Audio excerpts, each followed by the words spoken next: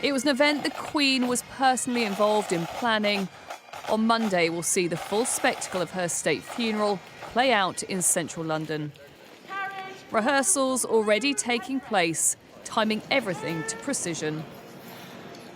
At 10:35 on Monday morning, the bearer party will begin to move the Queen's coffin from Westminster Hall to the gun carriage. The King, the Queen's children and grandchildren will all walk behind in a procession to Westminster Abbey. At 11 a.m, the funeral service will begin. 11:55, the funeral will end with a 2-minute silence. At 12:15, the procession will leave the Abbey, making its way through central London. And then at 1 o'clock, the coffin will be moved from the gun carriage to the state hearse and driven to Windsor Castle.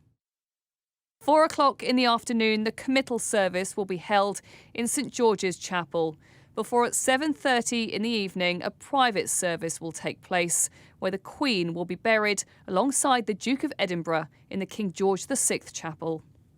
I think this is bigger than George VI, bigger than George V, bigger than Victoria. So I wait to be convinced that there will ever have been a bigger event, and truly the biggest collection of world leaders in the 21st century. Among the military pageantry, the personal. The King and his siblings will again stage a vigil by her coffin on Friday night, this time at Westminster Hall. And her grandchildren will join them to walk in the funeral procession. The Queen's own piper will play the lament at Windsor, as just like her husband, Prince Philip, this time her coffin will be lowered into the vault before privately being buried beside him. For so many decades, it was the Queen and Prince Philip who would welcome dignitaries to this part of London for any big events.